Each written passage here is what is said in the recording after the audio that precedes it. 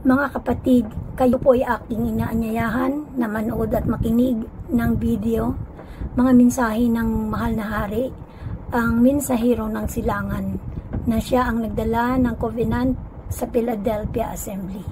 Kayo po ay nais namin ibahagi ito sa inyo.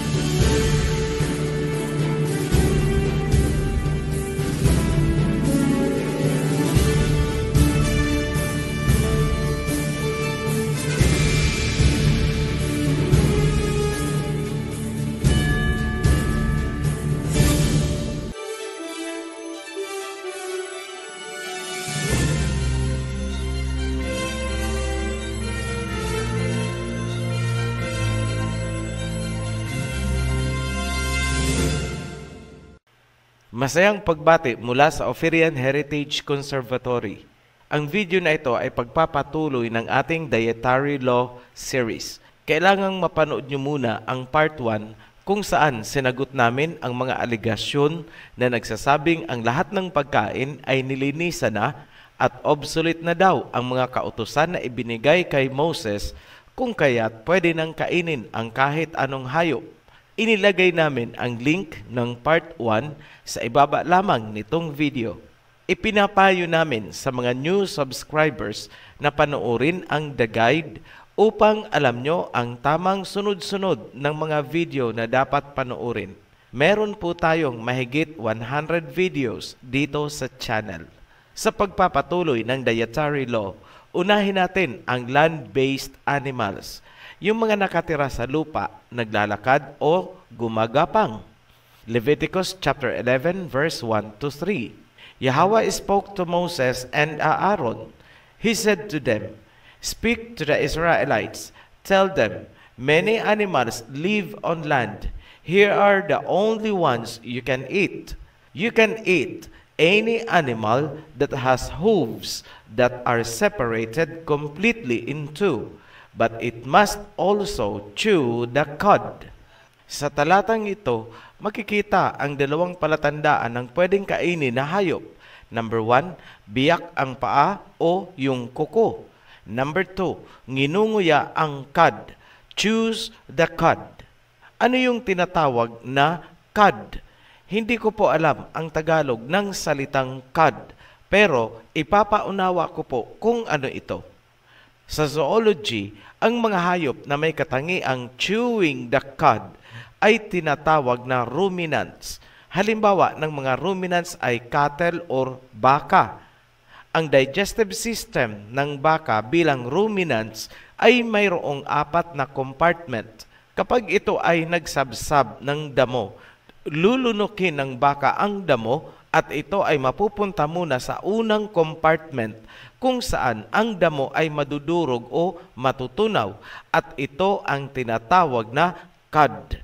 Mula sa unang compartment, ang cud ay unti-unting babalik sa bunganga ng baka at muli niya itong ngunguyain at muling lulunukin. Yan ang katangiang sinasabi sa kasulatan na chewing the cud.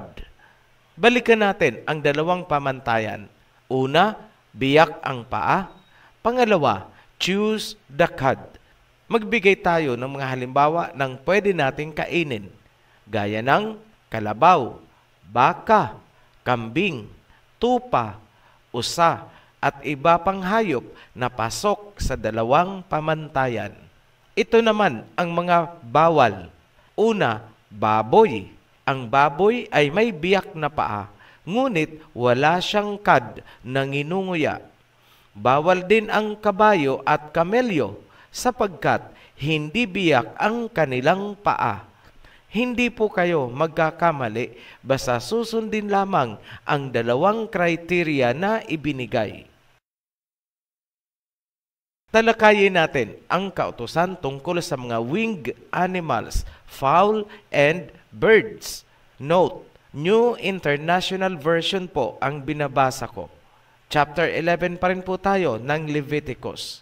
Simula sa verse 13. Here are the birds you must treat as unclean. Do not eat them because they are unclean. The birds include eagles, vultures, and black vultures. They include red kites and all kinds of black kites. They include all kinds of ravens. They include horned owls, screech owls, gulls, and all kinds of hawks. They include little owls, cormorants, and great owls. They include white owls, desert owls, and ospreys. They also include storks, hoopoes, bats, and all kinds of herons. Summarize po natin ang verse. Ito ang mga ipinagbawal. Lahat ng uri ng eagles or agila. Lahat ng uri ng ravens or uwak. Lahat ng uri ng cormorants. Lahat ng uri ng gulls and hawk. Lahat ng uri ng herons, vultures, red and black kites, osprey, storks, hoopoes, and bats o paniki. Pasensya na po sa ibang hindi ko alam ang Tagalog. Mahalagang pansinin na walang ibinigay na palatandaan, sa halip, pinangalanan lamang ang mga ipinagbawal. Kung susuriin natin ang mga ipinagbawal, kapansin-pansin ang mga sumusunod na katangian. Number 1, karamihan sa kanila ay mga birds of prey or mandaragit. Number 2, karamihan sa kanila ay mga carnivorous o flesh ang kinakain. Number 3, lahat sila ay maituturing na wild birds. Number 4, halos lahat sila ay may kakayahang lumipad ng sobrang taas. Number 5, lahat sila ay mahirap alagaan bilang domesticated fowl for food consumption. Kailangan nila ng malawak na natural habitat upang mabuhay. Sa King James Version ng England, isinama sa kanila ang swan or gansa, gayong napakalayo ng katangian nito sa mga ipinagbawal. At dahil dyan, may mga sekta na ipinagbawal din ang pato at itik dahil web-footed daw ito tulad ng swan. Pero tandaan natin, walang binabanggit ang Biblia na web-footed criterion. Uulitin ko, wala pong palatandaan na ibinigay ang kasulatan ukol sa mga ibon at walang sinabi na kapag naka-web ang paa, ito ay bawal kainin. Sa makatuwid, libadurang doktrina yan ng sektang itinatag ng babaeng naalog ang utak at nag-alapropeta. Ngayon, bakit isinali ng King James ang swan sa mga ipinagbabawal kainin, ngunit wala ito sa New International Version na ginamit natin para sa topic na ito? Ang Hebrew word na isinali ng King James Version bilang swan ay ang Hebrew word na tanshemeth. Ayon sa Strong's Exhaustive Concordance, ang salitang tanshemeth ay tumutukoy sa dalawang unclean creature, isang lizard at isang ibon. And I suppose ang ibong tanshemeth ay wild bird katulad ng mga agila, vulture, hawk at owl or kwago. Hindi po swan or gansa. Nakakatawa lang tingnan ang mga theologians na pilit pinaiiral ang kanilang hermeneutics upang patamain na ang tanshemeth ay swan. Ngunit kung titingnan natin, sobrang napakalayo ng katangian ng swan upang ihalo sa mga wild birds na ipinagbawal sa Leviticus. Kung babalikan natin ang history ng King James Bible ng England, may makikita tayo na posibleng nauugnay sa pagkakalagay ng swan sa ipinagbabawal kainin. Kailangang titigan kung ano nga ba ang swan para kay King James dahil hanggang ngayon ganun pa rin ang status ng swan. At officially, si Her Majesty ay may titulo na Senior of Swans. Balikan natin kung ano nga ba talaga ang swan para sa kanyang mga ninuno. Huwag pong kalilimutan, ang pagkakasulat ng King James Bible ay ipinag-utos ni King James noong 1604 para sa Church of England. Ano ang swan? Para sa Royal England sa kapanahonang ginagawa nila ang King James Bible. That gives you the hint kung paanong napasama ang swan sa mga wild birds na ipinagbawal kainin. Ayon sa Smithsonian Magazine, kung magtatanong-tanong ka sa mga pubs or mga restaurant sa England tungkol sa swan, maaaring sagutin ka na ang queen ang nagmamay-ari ng lahat ng swan at tanging siya lang ang maaaring kumain yan.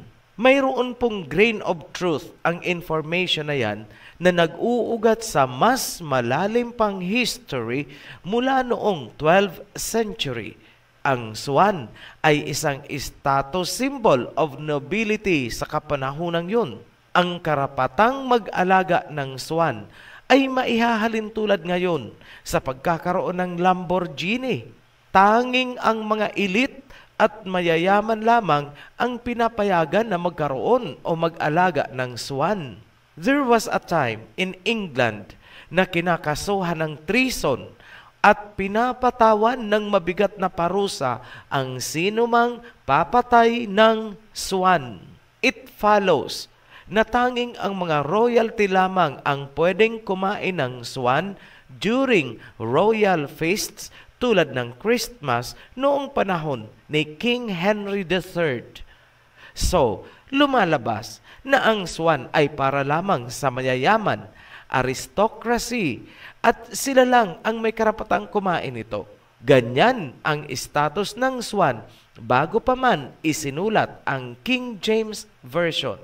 Noong sinusulat na ang King James Version ayon sa utos ni King James taong 1604, ipinag-utos niya na ang gawing pagsasali ng Bible ay dapat umayon sa ecclesiology ng Church of England. Tanong, sino ang pinaka-head ng Church of England? Si King James. Kahit ngayon, ang head ng Church of England ay si Her Majesty. Ito ang sunod na tanong. Kanino ang mga swan sa England? Sa king, sa royalty. Kahit naman ngayon, ang swan ay espesyal na espesyal para kay Her Majesty. Therefore, bawal patayin at bawal kainin ang swan. Yan ang nakikita naming tanging posibleng rason bakit ang swan ay nakasingit sa King James Version at ang mga versions na hango dito, ngunit wala sa ibang versions ng Bible. Para sa mga tagapagturo, history po ang kailangan nyo at hindi hermeneutics. Kailanman, hindi nyo mapapatama na ang salitang tanshemeth sa Hebrew ay swan. At huwag nyo na pong ipilit ang libadurang web-footed doctrine dahil wala po yan sa kasulatan. Kung sasabihin nyong marumi ang pato at ang swan dahil sa kinakain ito, ang tanong ay ganito, bakit marumi din ang kabayo, gayong damo lang naman ang kinakain? Gayon din ang baboy. Ang baboy ay mananatiling marumi kahit grain and feeds lang ang ipakain mo dyan. Maliwanag na may ibang dahilan maliban sa kinakain ng hayop. Dumako tayo sa verse 27 to 31. Leviticus chapter 11 pa rin. Ganito ang nasusulat. Many animals walk on all fours, but those that walk on their paws are unclean for you. Bawal ang lion, tigers, bears, aso, pusa, alamid, at mga kagaya nila. Verse 29, many animals move along the ground. Here are the ones that are unclean for you. They include weasels, rats, and all kinds of large lizards. Ipinagbawal ang daga, kasama ang kuneho. Ipinagbawal din ang lahat ng uri ng lizard or butiki, tuko, at bayawak. Verse 42, do not eat any of these creatures. It does not matter whether they move on their bellies. It does not matter whether they walk on all fours or on many feet. It is unclean. Marumi at bawal kainin ang lahat ng uri ng hayop na gumagapang sa lupa, kahit sila ay may 4 na paa o maraming paa. Basta gumagapang sa lupa, bawal po. Halimbawa dyan, ahas, igat or il, buwaya, pagong, palaka, lahat ng uri ng uod, earthworm, alupihan, millipede. Tungkol naman sa maliliit na hayop gaya ng insekto, naririto ang kautusan. Verse 20 hanggang 23. Treat as unclean every flying insect that walks on all fours. But you can eat some flying insects that walk on all fours. Their legs have joints so they can hop on the ground. Here are the insects you can eat. You can eat all kinds of locusts, catticlids, crickets, and grasshoppers. Treat as unclean every other creature with wings and 4 legs. Lahat ng insekto ay may 6 na paa. Lahat ay marumi at hindi pwedeng kainin, maliban dun sa mayroong 2 paa sa likod na ginagamit upang tumalon. Ibig sabihin, ang salagubang ay marumi at hindi dapat kainin dahil wala siyang hind legs para tumalon tulad ng grasshopper. Mali po ang translation ng King James Version kung saan isinalin bilang beetles ang dapat sana ay isinalin bilang insects. Insects po ang translation, hindi beetles. Huwag ding magkakamali. Ang praying mantis po ay hindi tumatalon na tulad ng grasshopper. Ang mantis ay marumi. Pag-usapan natin ang mga hayop na nasa katubigan, nasa dagat at mga ilog. Ito ang mga aquatic animals. Verses 9 to 10. Many creatures live in the water of the oceans and streams. You can eat all those that have fins and scales. Treat as unclean all the creatures in the oceans or streams that do not have fins and scales. Ang maaaring kainin ay ang mga may fins and scales. 2 ang basehan, palikpik at kaliskis. Ibig sabihin, lahat ng hayop sa dagat ay bawal kainin maliban doon sa mga may palikpik at kaliskis. Common sense, isda na may palikpik at kaliskis. All the rest ay bawal kainin. Take note, wala pong ipinagbawal sa mga halamang dagat or seaweeds tulad ng lato at yung ginagawang gulaman. Linawin namin na ang sea cucumber ay hindi halaman kundi hayop na ipinagbabawal kainin. Additional provisions. Verses 39 to 40.